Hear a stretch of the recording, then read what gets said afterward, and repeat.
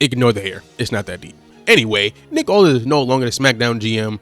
I don't know if it's temporary or some long-term thing, but if it's temporary, who do you think should replace him? I got Kevin Owens, which I think. But speaking of the opening segment, he got a pretty good promo. I'm not gonna hold you. Gunther as well. Gunther, we got some of that retirement John Cena, retirement AJ Styles Gunther back. Got a little bit over. Not all the way back. Got a little bit, but great promo, and I'm super excited for that match at SummerSlam. My light died halfway through the recording.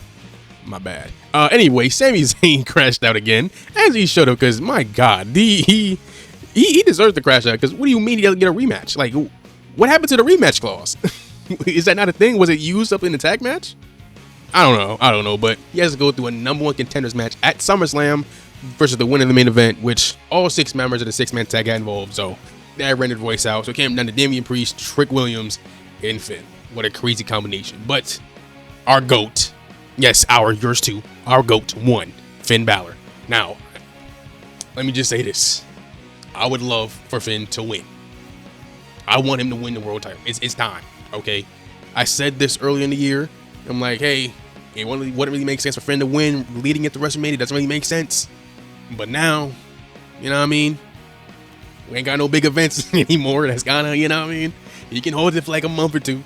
Sami Zayn held it for 9 days. Finn can hold it for like 12. Come on, hear me out. Come on now. But let's be real, it's probably gonna be Sami. But hey, copium, call it what you will. Speaking of Cody versus Punk, I can't believe that the reason why it's like a suit, it's kind of like a blood feud, kind of like a friendship thing. It's kind of like a halfway mix between I kind of hate you, die, to yeah, bro, hug me, brother, we family.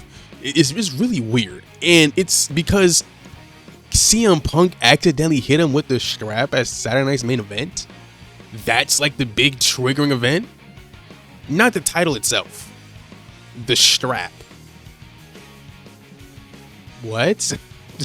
like when you say it out loud and actually just comprehend that, the entire triggering event to the main event feud for SmackDown in the men's division is because he accidentally got hit with a strap that very clearly was an accident.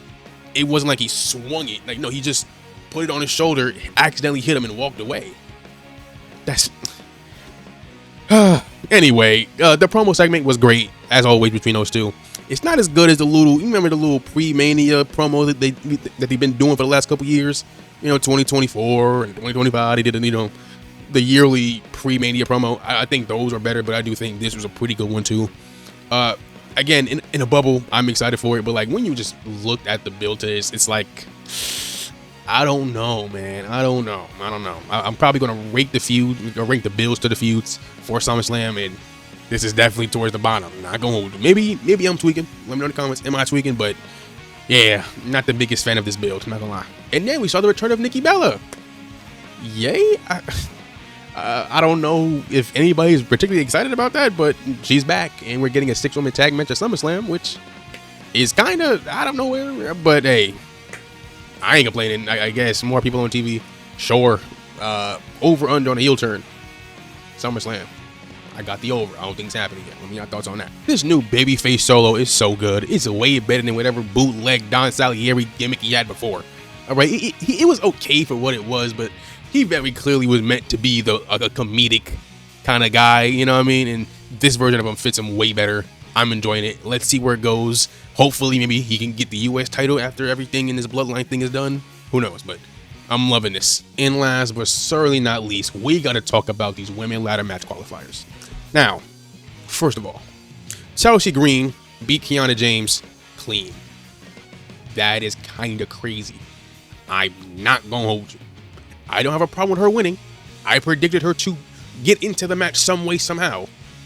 But to beat Kiana clean, no Julia appearance, no Blake Monroe appearance during the match, nothing, not even like a walk down the entranceway, music playing kind of distraction, not even that, just a clean loss. That's kind of crazy to me, I'm not gonna lie. And then even worse, Charlotte Flair versus Nia. First of all, Nia got 2 chances.